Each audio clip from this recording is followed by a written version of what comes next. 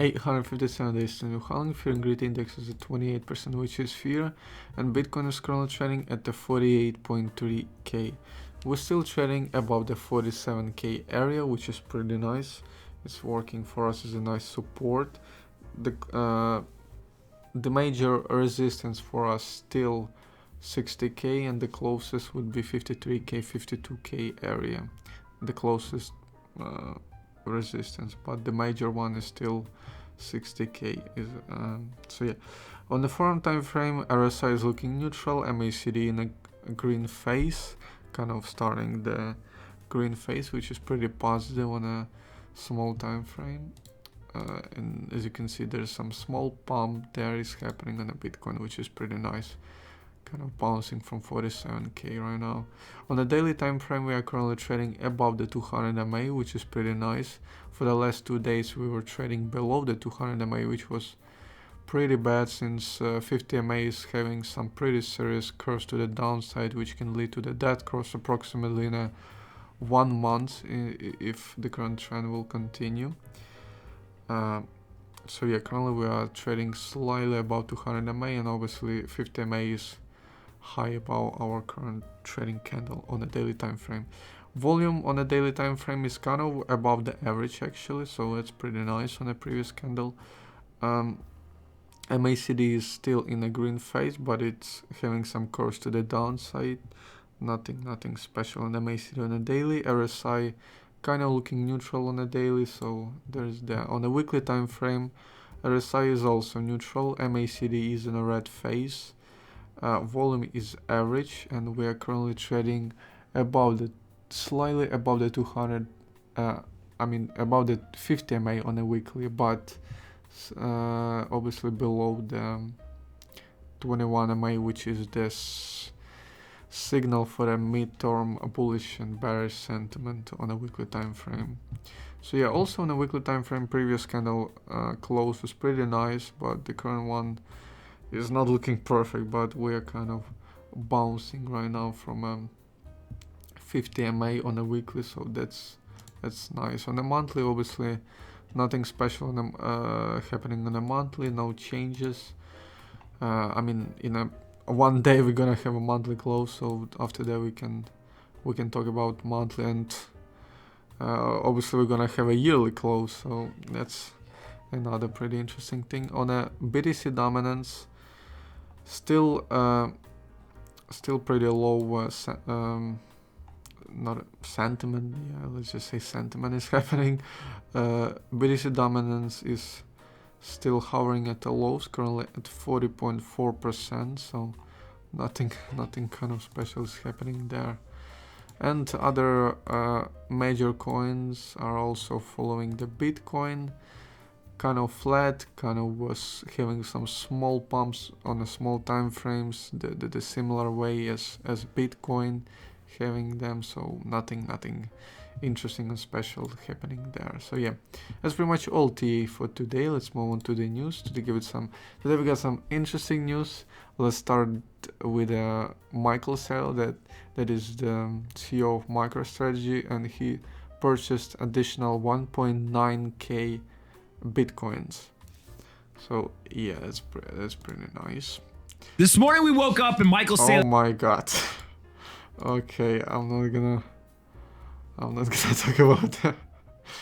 Jesus, this Crypto Panic website is need to turn off the autoplay. Okay, also, what else? Over 20,000 Bitcoin ATMs was installed in the current year, which is 21.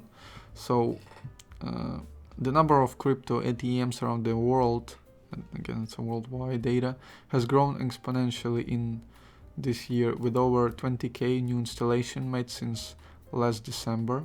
That's more than a total of all crypto teller machines put in operation in the previous 7 years, because before that there was probably no ATMs machines, because the crypto was not that big of a thing back in those times. But you can see there's a pretty exponential growth is happening, and the higher price of a a crypto market cap and higher price of a Bitcoin, the more it seems like more crypto ATMs being installed. Plus, if you're gonna include El Salvador, that was installing a lot of them. So also 1.3 million Bitcoin left circulating on the crypto exchanges. I'm pretty sure we were talking about that before. Coinbase in the first place, Binance in the second place, and there's other exchanges, but volume is still the biggest on Binance right now compared to the Coinbase, but supply is bigger on a Coinbase compared to the Binance. Also, Bitcoin has, which is the TA type of data, Bitcoin has risen up to 36% in the first week of January each year since 2K18. So if you're gonna look at the, let's look at the TA.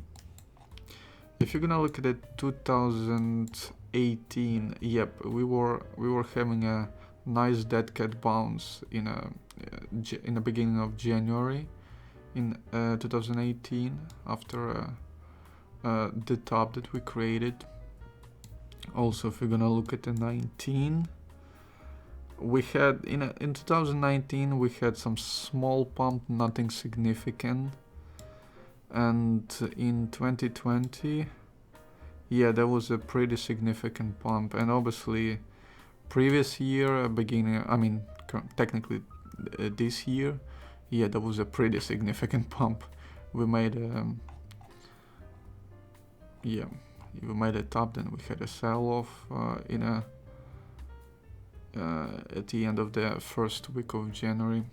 So yeah, obviously that would be pretty nice if you're gonna have a nice pump, which is kind of slightly happening right now, but on a pretty small time frames, which is not that significant. But obviously hoping for a 60k test, hoping for the breakout, and hoping for the new all-time high in the next year, which is approximately in the next like 12 hours or even more or less, I don't know, depends on your, I mean, no, wait, crypto is using the same UTC time zone, so